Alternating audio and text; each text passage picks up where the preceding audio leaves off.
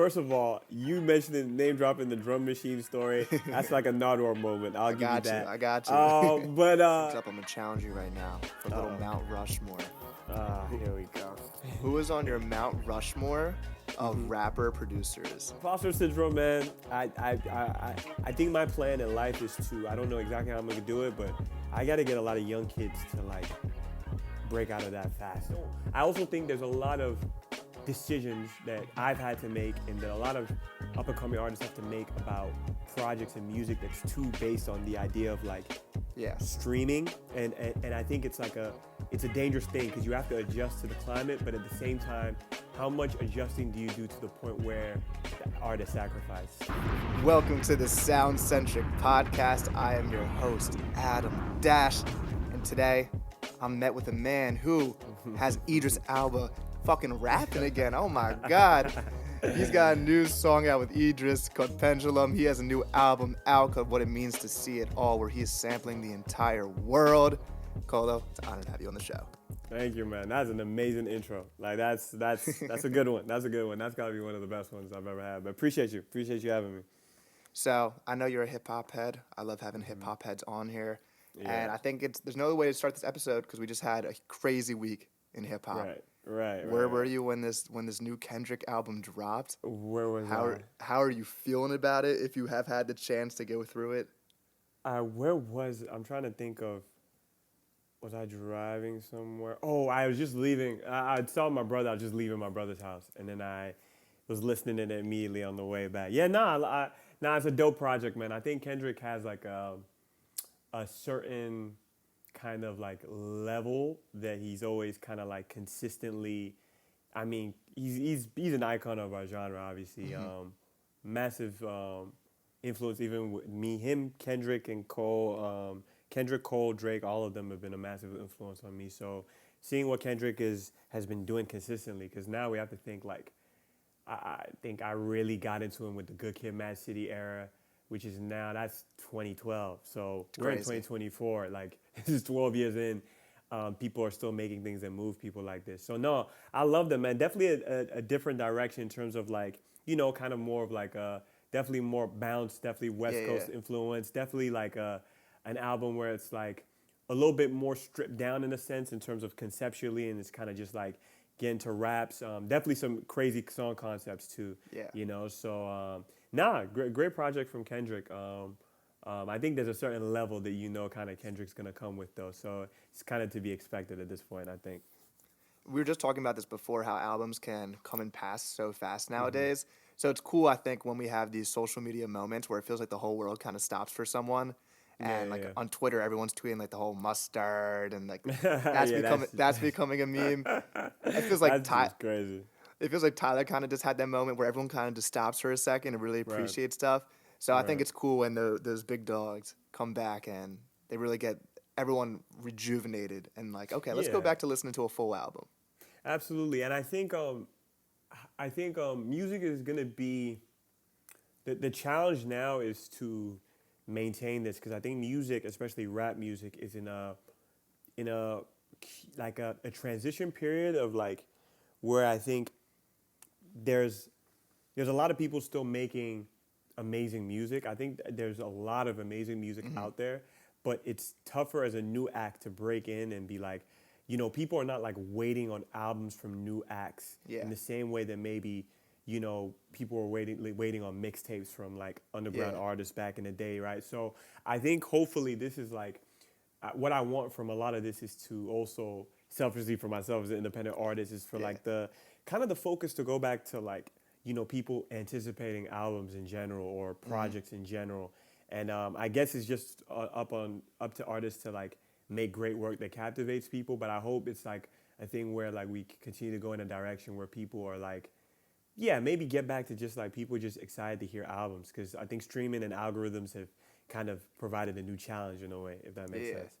Well, you had a lot on your album about that, right? Something about streaming that where you didn't want to look at the numbers, or maybe you were focused on numbers and... Yeah, maybe I'd be forgetting my lines, so people had days. But I think there's a balance. Obviously, I'm not going to BS nobody. I care about streaming. I want to stream well.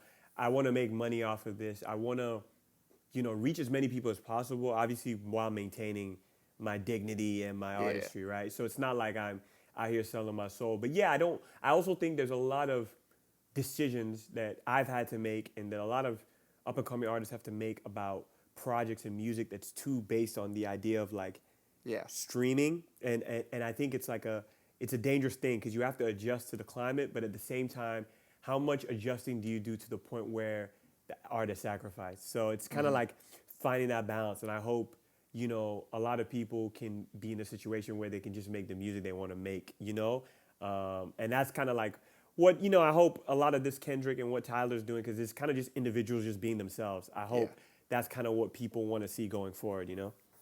Yeah, I think artists deal with that with like track listing. Like, do I make the intro the hit song, or do I make the intro like a song that sounds like an intro? Because we know what an intro sounds like. It has that like Right. feel to it.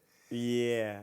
And we'll dive deeper into the Cole podcast. But I thought something that Yeah. was really interesting, the J Cole podcast, because I was 6 years old in 2007, and so I wasn't listening to the come up when it came out. But Right. it was interesting hearing him say that he was saying to Ebe, I don't want to drop a mixtape because mixtapes are watered down right now. And like they were having that issue in the late Yep. 2000s where he Yep. thought that it's kind of similar right now. Like it was kind of plateauing and there was nothing really exciting coming out. And Right. you could say maybe, I mean, I think hip hop's at the peak right now. But some people might say that it's kind of like plateauing in terms of excitement. So I'm always curious, like, is it going to take a breakout star or does it take just a new way of envisioning how to get the music to the consumer? Yeah. I think it's maybe it's a little bit of both. And maybe it's a little bit of both. And I think it's like I think there's two things. There's always like there's a fan side and an artist side. I think it's always up to the artist to like do things that break the mold and be creative. So it's like I'm not gonna like sit here and just be like, oh, it's all like people's fault. People are not. There's great music out there, Yeah. but I think you just have to be creative and push yourself to do things that are a little different.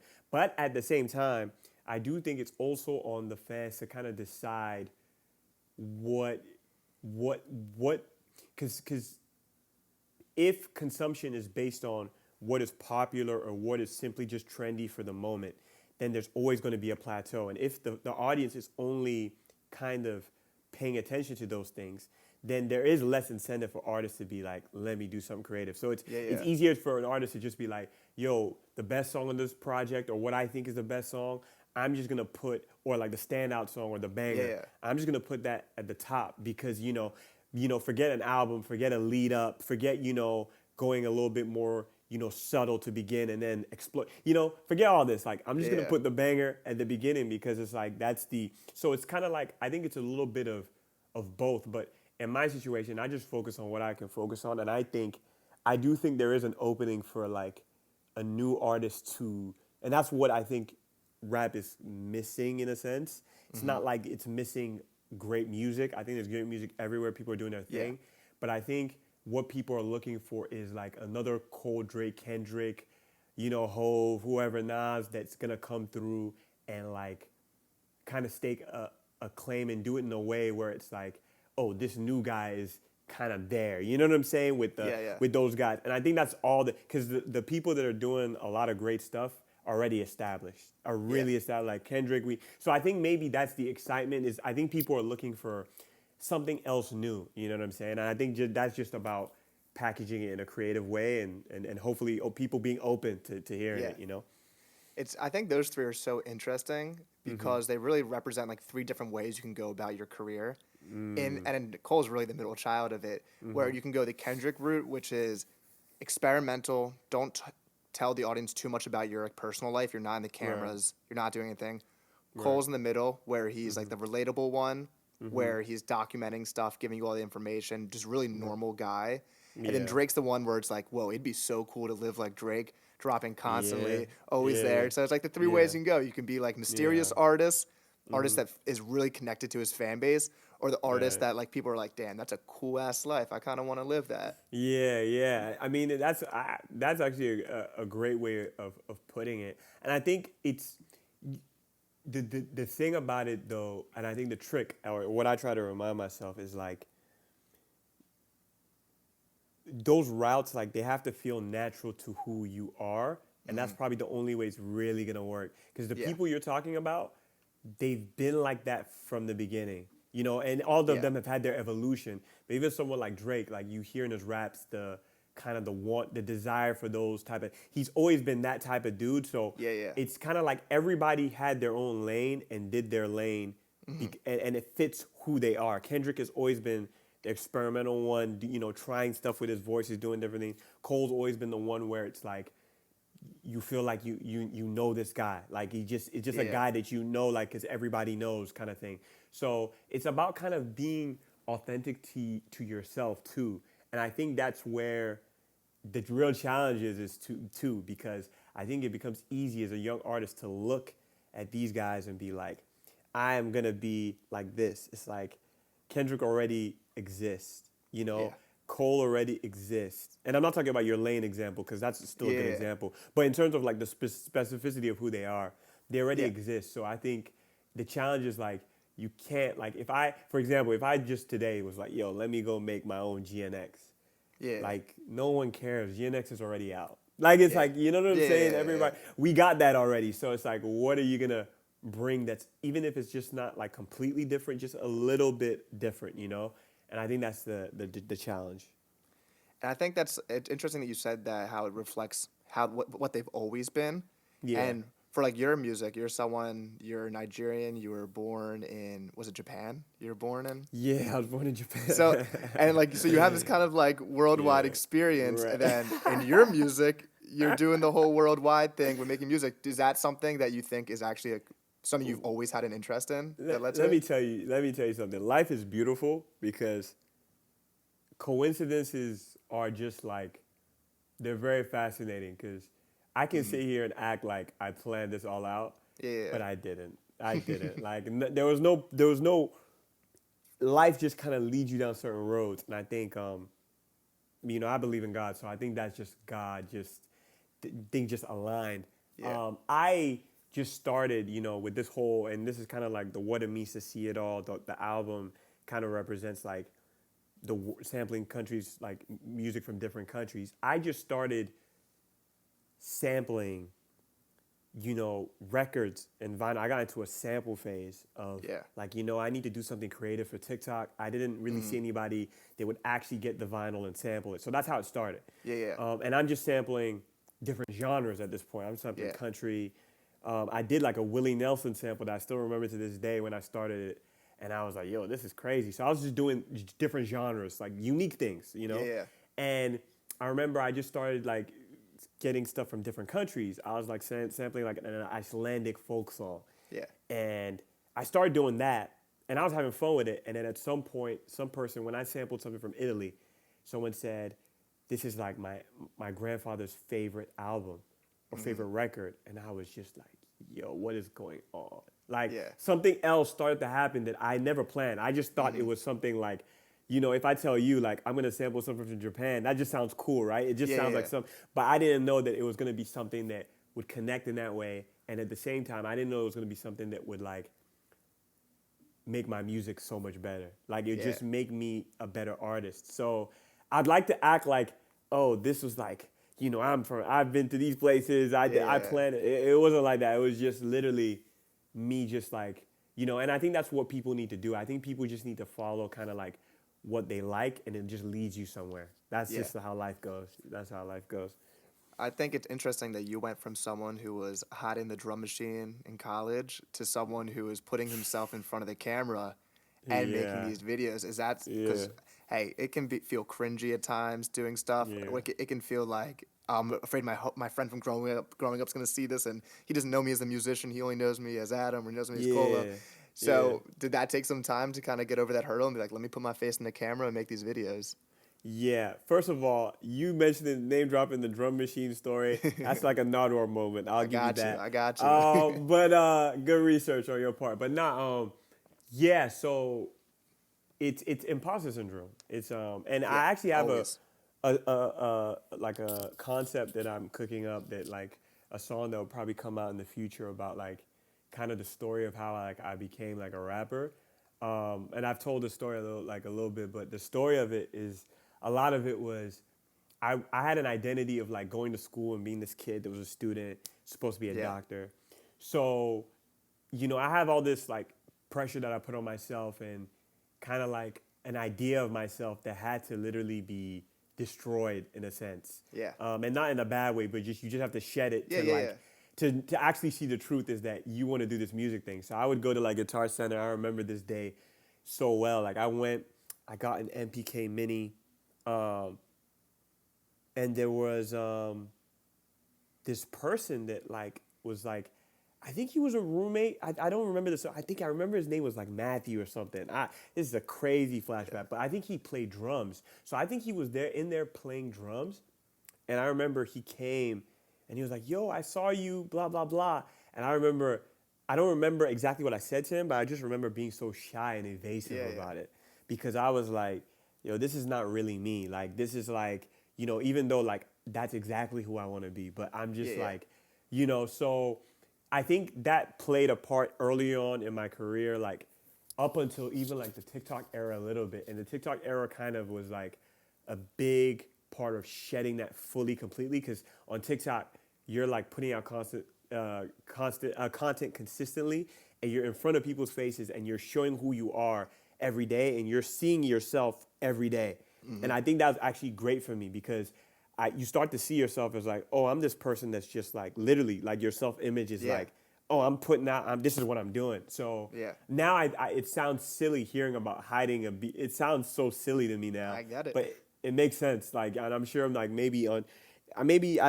how is it for you too? Like as in your craft, was there a sense of like, this is not really me, or was it always just like, no, this is what I always wanted to do? Well, I make music. I haven't dropped in a year.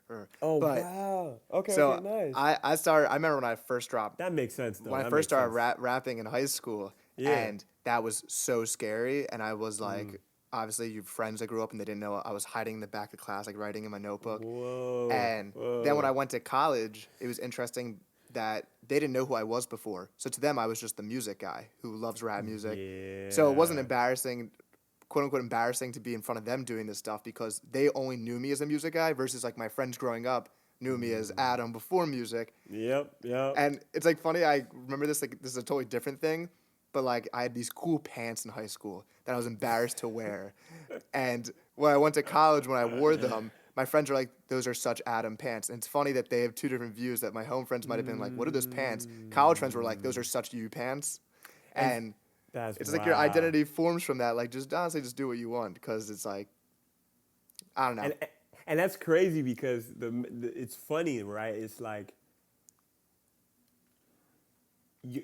and that's what college does. It's funny, and that's why college is a great experience. Like, not everybody has to go to college, but I think it's a great experience because I think that's the time of life where you actually find like your niche and who you are in a sense. So what's funny is that what people see as like your identity, people before then would see as like, what are you doing? Like, it's like the two different versions of you in a sense. Yeah. Like people might even say like, oh, you're being different or you're being weird. But the people that actually like are around you in the time where you're actually your authentic self are like, yeah, that's you. You know what I'm saying? So, which is really interesting because it's like, that's probably how it felt when, like, for me, when I started making music with certain people and I was around them, I used to feel awkward about certain things. And then they were like, nah, that's just you. Like, you know, and it's kind of like, it's kind of beautiful how that happens, you know? So, I mean, imposter syndrome, man, I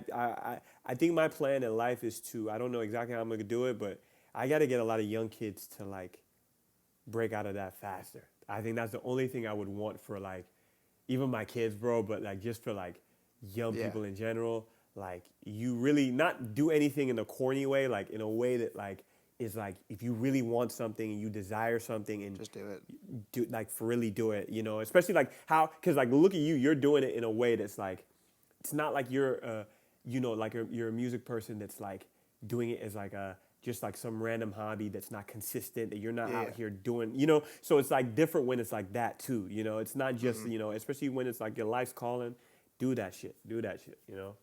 Yeah, I mean, I look back in high school like that. Because my thought process in high school was I'm always going to regret if I never give this a try.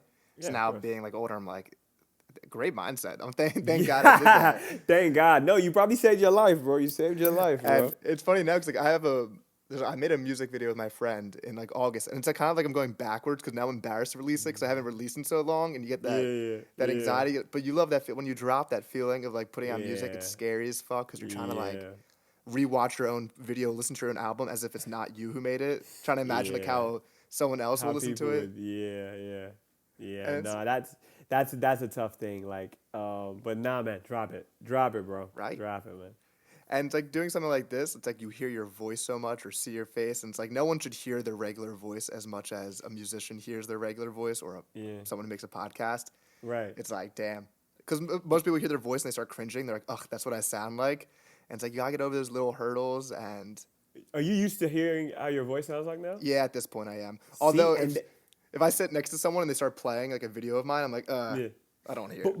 but see, the thing about it is that, and that's what's so interesting, that I've realized about a lot of things that I don't like, a lot of things that I feel uncomfortable with. I just need time to sit in the uncomfortableness of it in a way. I just need time to like get used to it. And if I give myself like a year and a half, I'll look back and be like, it's not that bad, or I'll get used to it in some way. So I think that's where success in life it really happens too. Is like you kind of have to just like sometimes, and it's weird. It can even be almost counterintuitive because it's like, why would I do something that I'm comfortable doing? It almost seems opposite of self. Yeah. But there are these things in life where it's like you kind of just listen to your voice enough. I have never. I don't know. Remember the last time I thought about how my voice sounded, and it's crazy to think about because I've always hated my voice. I've always hated my even as being a rapper. I was like at the beginning, I was like, I can't really do this, right? But it's funny how you kind of get used to it, and I think also you kind of grow as a person, so you kind of actually your voice probably even gets better in a sense, or maybe you get more confident in how you sound, so it actually translates, I think I heard like Tyler the Creator once say that he hates his voice. I think Dr. Yeah. Dre said he hates his voice. That's just a I funny think it's a thing. rapper, and it's so funny because I mean, bro, people be having great voices and hate their voice, like they hate their voice. So it's like, I think it's interesting. I think that's just everybody's just really self-conscious. I think that's just that. That's the answer to that one for sure. I've had this debate before. Who do you think has the best rap voice of all time? I've thought about this question a lot. The first three that come to mind, they're gonna be pretty different because for me, the best rap voice is not necessarily. The best rap voice is voices that are distinctive to me. Yeah. And the three most distinctive voices that come to my mind when you just said it, the first three voices that came to my mind were Pac, Wayne, and Snoop Dogg. Like that, those were the first three that came to my mind, and it's not because I don't know. I just feel like when I hear like those guys, especially certain eras of them, it just is like. Yo, it's just like if I hear Wayne on "We Taking Over," the verse is just like, bruh, it's like it's just Wayne. If I hear Pac, like I saw a '96 Troublesome live video go viral today because his House of Blues performance is a legendary performance, and I'm just like, yo, this is just powerful. And then if I hear Snoop, like Snoop's charisma and everything, you just hear it and you're just like, this is Snoop. So I think that's what I think about voices. And then there's another way to think about it where people just sound good, but I think like a lot of rappers sound good, but to be very distinctive is like a unique thing, and only a few people, even DMX is another example of that to me, like just voices where I'm just like, this is one of one. Yeah. My first thought, like my objective choice, I usually go with Hove. I just think he sounds like rap music. And yeah, he sounds good. It just sounds smooth, and yeah. Nah, that makes sense, and that's another way to think about it. Just aesthetically pleasing. Yeah. And when I think about my personal choice, because I love a voice that's dynamic, it can do multiple things. I love J. Cole's voice. I love a raspy. You can sing that raspy way, but you can also get it. I think there's like people like Kendrick have like a high pitched voice that might throw some people off. People like Biggie might have too deep of a voice. I think that he's that middle ground. Middle range. Yeah. Nah, that's a good way to think of it. I think Cole, Drake, and Hove would be examples of like kind of very traditional. They're traditional, like they're traditionally good. They just sound good. Like they're gonna say whatever and it's gonna sound good. So that's another way to think about it. Just that East Coast yeah. boom bap type style. Right. 100%. So I want to get into the new song you just dropped with Yeah. Mr. Idris Elba. And I know you made a video on this, but for people who haven't seen it, because we were saying that like he is very heavily involved in music. I didn't know Yep. he Very. rapped. It's kind of like Chris Bosh Yeah. in the Dreamville videos, like making beats. I'm like, I didn't know Chris Bosh made music. That's So crazy. how did you guys connect? And you made a song across the world with each other, Yeah, which is bro. It's fire. Then you insane. went to London, but tell me about that experience. Yeah, it's like a pretty crazy experience. So like, first of all, I know Idris raps from college. There was a Skepta. Was it Shut? What was the name of the song? Was it I don't remember the name of the song, but Skepta had a song and he was on the Yeah, Idris was on the remix. So I remember from that point, I'm like, yeah, oh, Idris can rap. So this is just in the back of my head. But I'm going through life. I've watched The Wire. I've watched Luther. I've watched Beasts of No Name. I've watched so many. I've watched his Mandela like portrayal. yeah. Like obviously a movie star. So obviously like everybody else, I'm thinking of as amazing actor. I know he DJs as well, Hmm. and but I'm not like thinking anything of it. So I'm just doing my I do these creative like samples Yeah.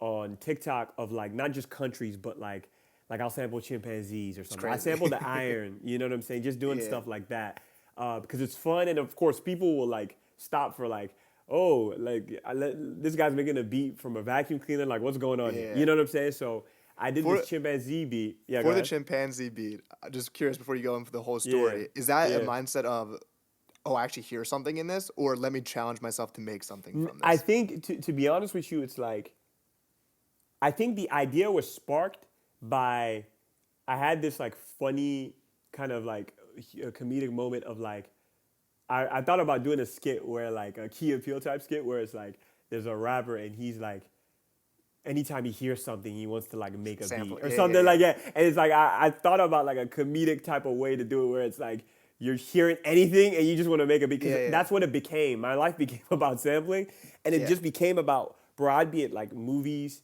you know, you watch a movie, you hear the score, you're like bro I'm gonna sample that when I get home. Hmm. So it kind of mirrored that. So it's like that's what it became, and I think that led me to just like, yo, I'm gonna sample anything. So it Yeah. was a challenge of like, let me sample chimpanzees, and I did it. I used it as like I didn't use it as like the main melody or anything, but I used it as a texture to like as almost like a vocal chant in the back, and I dropped the beat and Idris is like comments like, yo, like dope beat, something like that, you know?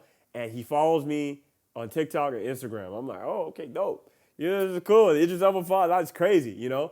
And then he uses it in a reel that he does on TikTok, some just random reel. He used it as audio. And I'm like, yo, what the hell? So at that Yeah. point, I reach out and be like, yo, I'm a big fan. Appreciate you showing support. Just like, that was going to be it. I was Yeah, just going yeah. to just reach out just to talk. And he's like, yo, you want to, hey, let's make a song out of it. I'm like, bro, like, Yo. yeah, man, you know, and that was kind of it. So we kind of just like went back and forth, like trading verses, kind of over time made the song.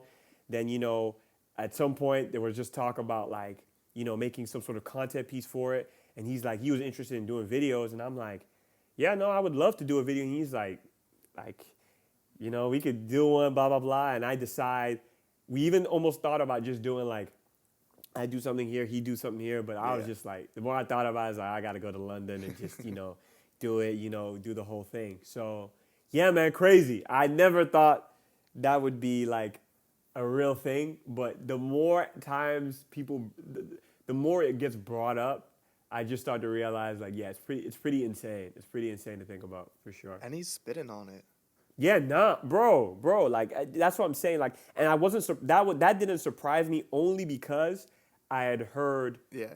like the remix of college. I wasn't like well versed, like oh, like I know all his catalog, but I knew from that it was Yeah. serious, and I knew his love for rap was like super deep. He's a DJ as well, so he's a real musician. It's not like Yeah. like, and he does a lot of features with like up and coming musicians and stuff like that. Like in Yeah. terms of like, you know, other genres as well. You know, so it's a serious thing. So it's like, Yeah. yeah, he's spitting. Like I was, it wasn't one of those songs where I'm just like, yeah, I'm gonna just do whatever. And I'm like, bro, Idris, I'm gonna send this to Idris. He's gonna come correct. So I Yeah. gotta come correct, kind of thing. Yeah. It's funny seeing actors who love hip hop. I saw a TikTok conspiracy where there's like this rapper who they think is Tom Hardy rapping, And there's a whole like theory behind it that he goes under a different name, and he low-key had a song come out in 2000. But yeah, I love when I see some rappers nerd out about hip hop, or some Yeah, actors man. nerd out about it. Yeah, I think there's like I think like musicians, actors, and like and athletes Yeah, all have dreams of being like the other. another one. You know what I'm Yeah, saying? Yeah, it's like there's especially when it comes to like rap and basketball players, for example. There's that for sure. But like I think in general, yeah, I think a lot of people have, it's mutual admiration. So yeah, nah, it was a cool moment, man. That pendulum song, I'm proud of how it turned out, and I think it was really cool.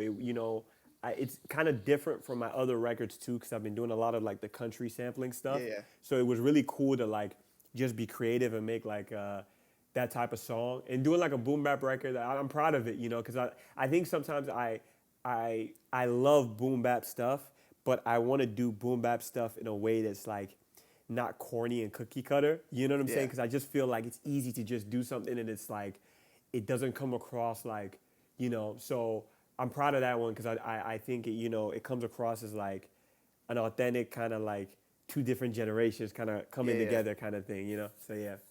And we were kind of touching on this before, but on the song you say, "My private life stays a mystery." So you're kind of going like that kind of route. But is that a thought process in your music where you're like, "I'll keep this Yeah. stuff for me. I'm not going to be that guy who's like, revealing every detail." Yeah, I think it's tough because, and that's why rappers are funny people because it's true. Like that is true because I am like a decently private person, but the trouble is music. The best music comes from a space of like vulnerability. So you're kind of caught in between. It's like this gray area of like, I don't want to give too much to protect myself or protect people I love, kind of thing. Not even me Yeah. as much as people I love. But like at the same time, it's like I went on I want to say like a month and a half ago, because one of my favorite artists ever is Marvin Gaye. Like I think he's like, I think I'm not gonna lie, like if somebody comes to me because he's one of my favorites, like there's some days I think he's the greatest musician to ever live. Yeah. Personally, like there's just some days where No I'm one would just debate like, that. yeah, there's just some days where I listen to this man and I'm like, he's the one. But I'm also a big Michael Jackson fan. I'm a big Mariah fan, and you know how I feel about rap. Yeah. So but Marvin, I remember like I was going on this like binge of like, what's going on, Mercy Mercy Me, a lot of his love songs, and I just remember like being like, yo, this man is so vulnerable. He's so I'm not this vulnerable yet. He's like expressing things like even like if he like misses a woman, he's like not like, yo, I can't not look cool. He's just like, Yeah. yeah, this is how I feel. I need you. Like I'm going to die today if Yeah. I don't, so it's like, and I think that's where the best art comes, so it's kind of like the tough thing because like I even have like upcoming songs after this that maybe will be even more vulnerable. Yeah. And there's a part of me that's like, maybe I shouldn't say that, but it's Yeah. kind of like, I kind of have to. Like if it's really about, sometimes it's about the art. You kind of have to go that direction. So to change things up, I'm gonna challenge you right now for a little Uh-oh. Mount Rushmore. Here we go. Who is on your Mount Rushmore of rapper producers? So people who Hmm. are doing both. I like this, and you're gonna have to help me because the first two are in the bag. The first two, Yeah. you're gonna have to help me. So I got Kanye and J off rip. Okay. That's safe. That's done. And I don't care. I know people are gonna be like, oh, Dre, like maybe he didn't write as much or whatever. Yeah, they're Still safe. They're spitting. safe. Yeah, they're safe. Who? That's the thing. When it comes to these things, I need like to have the Rolodex of Yeah, yeah, people yeah. because I'm thinking off rip. I'm thinking Cole, obviously. I like Cole. I love Crit as well. I think he's super underrated, but I'm trying to think of people who are rappers, producer at that level. I think Cole would have to go there because there's just a certain Yeah. level. Cole would have to. So Kanye, we're at Kanye, Dre, and Cole.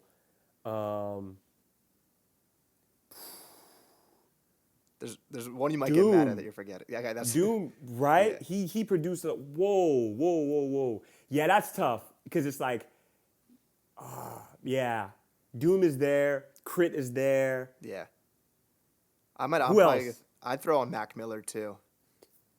Oh, and Tyler. See, that's what I'm saying. When It's a hard one. you have to really bring out the people because honestly, man, like Mac, I would say out of all the people, I'm probably partial to Mac a lot. Mac and I'd give Crit a big nod because Yeah. Crit also produced a lot of his material. So this is just kind of what I'm partial to as well.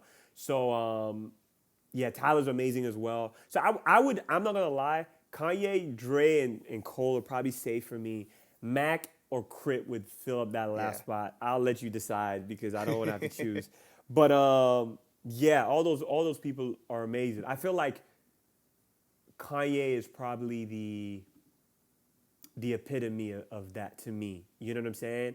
The epitome of that balance of like also the amount of ambition he had as a producer and Yeah. the amount of styles, the amount of inspiration and influence.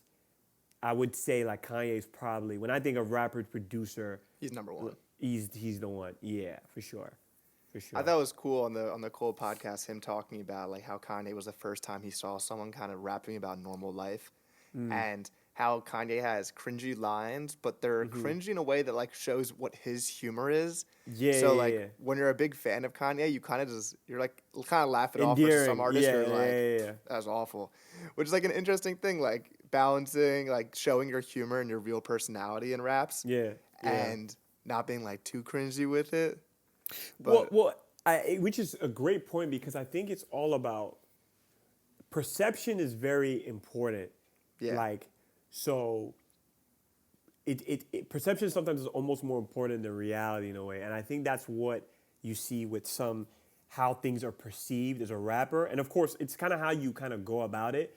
But I think also you see that like even those lines probably are more accepted from when he was younger than when he was older. Yeah, You see true. kind of, and also like the time he was in and what he represented. So he was like the guy that had the teddy bears. He was like wearing like a pink polo where everybody was trying to act hard. So it's kind of like the image of somebody who is like, I'm this normal guy.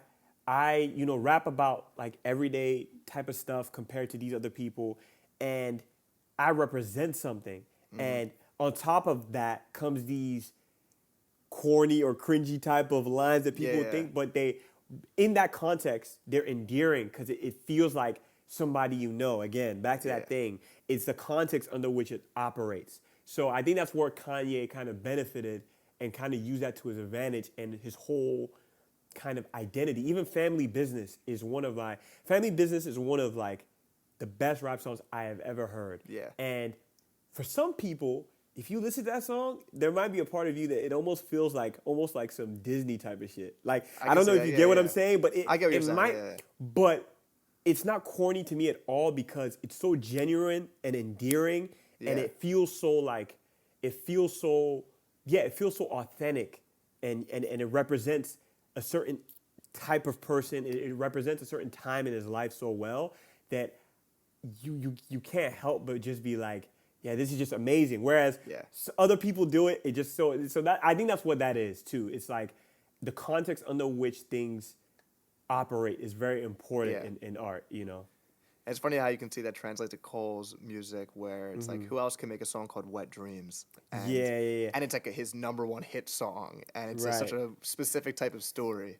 Yeah, and also how some people will hear that song and be like, I don't like it or I don't get it or hate it because they don't see it the same way. They're not maybe they're not fans or they like whatever, which is fine. I don't even mind. But it's like a perfect example of that is when I remember this is my favorite hill to like die on. I remember when Folding Clothes came out. About to say that it's a great song. That's my favorite hill to die on because and do you know why I think it's important? Where it's like that's why I'm saying perception is so important because everybody talks about the song being so like, yo, like what are you rapping about? Like all this, like it's corny, it's blah blah blah, right? Yeah. And it's so funny because Cole, and I don't know why this happens, but that's such his life. he literally in the song in the second half is talking about how, niggas from the hood are the biggest actors. And that's like literally the point of the song. Of course, maybe people get it, maybe they don't, or maybe they don't connect with it, is that, yeah, in the first half, he's putting on a front. He's trying to be this home guy that stays inside. That's the whole point of the perspective of the character. So it's kind of like, yeah, like sometimes, you can even do your best to make a song and people will still have their, opinions or, it'll still come across a certain way. Yeah. So it's kind of just a part of art. But yeah, I love kind of songs like that. It's a very dangerous line though, because sometimes you can do things and it just be like, bro, I don't even want to listen to this type of thing, So yeah. It's like the big day is a little too much. I love my wife and Oh, the Chance stuff. People claim Chance still for that. Yeah, I love Chance, so I'm not gonna say anything. I love Chance I too. love Chance. But I know. I get think what Folding you're Clothes. from. I mean, it's produced by Steve Lacy. It's a good song. I don't get why people hate it. It's actually a great song about people that live a lie. I think that's I try to, like, for me it's like always finding the deeper messages of like songs, and not to say like it's so complicated. It's not like a complex mass, like I'm not trying to make it like that, but I feel it deep in my heart when it's like songs are genuine songs about, especially the people from the background he's talking about, like people from where he, that character or then that frame of mind is like, yo, I've been in the streets, I've been doing this, all I know is this, and now I have this life, this domesticated life that I'm trying to force. So it's like literally the idea of forcing something that isn't for you. You know what I'm saying? And I think that's what I like about it, because even like the hook is like, he's like, I want to make you feel good. That type of, you can tell it's like, and I get that's just how I feel about the song. So yeah. And to quickly get back to your album, I think it was really cool on, what track is it? The I Love Interlude, or the Love Interlude, having all the people from around the world call you in and they're expressing it. Yeah. For you, first off, how cool is that to have those people? Insane, bro. Was that something that you posted for people to like call in, or did that just happen? Yeah, it was something that we reached out, like basically letting people know, and it was just crazy just kind of seeing the amount of countries roll in. Yeah, so it's like it was super, amazing to get that, like it's just cool to see that how many people it had inspired and touched, and it was kind of like, I'm not gonna lie, it was even emotional when I kind of like listened. I was just like, bro, what is life? And that's why kind of like the expanded like edition is like a thing, where I'm like doing more countries that are, and we're dropping that as well, sampling more countries, because it was just so many other countries where I was just like, like as long as I'm not forcing it, which I didn't force, like I just don't like forcing things, but it was natural where I was like, yo, I have still all these other countries I want to sample and be inspired by. So yeah, man, like it's been such a great kind of journey, and like we talked about, the coincidence of it is it's a beautiful coincidence for sure. And I feel like I would assume most American rappers don't have a worldwide mindset. Your first step is like, let me get popular in America. Right. And then you see artists like The Weeknd, who is even more famous abroad and even crazier. So has that been a shift for you in your mindset of like how you go about your career, where it's like, you know what, I have a worldwide audience. Yeah. Do I make music differently than compared to a rapper who's first just trying to build up in America? Right. See, my thing about it is, and this is where it gets a little dangerous. It's not like the best marketing strategy, but I feel like I do things that I'm passionate about. So when I did this, obviously there was a thing of like, naturally you're like, yo, like this could definitely improve your fan base and other. Like I'm not gonna like BS nobody and be like that isn't like something that is obvious, but that wasn't it. Like when I decided to make the album, it was like there's a concept here of like, it's almost like, what would it look like if country from music from these different countries all like were at the same table? Like what would that sound like? What would that and so I think doing stuff that reflects kind of what you're passionate about is what is key. So I was passionate about it, and that's kind of what I feel like translates better. I don't have a plan of like, I have to make this, a thing forever. I think that this is just going to be a part of what I do in general because Yeah. if you look at all producers, they all sample music from everywhere. So I think this is just like kind of what it's going to be for the rest of my life, right? So it's not really like anything that will be different, but I don't have it in my mind that like I have to like secure an international fan base before a a more domestic one or anything. I'm just trying to make music that appeals and do things that are interesting for myself and hopefully interesting for people.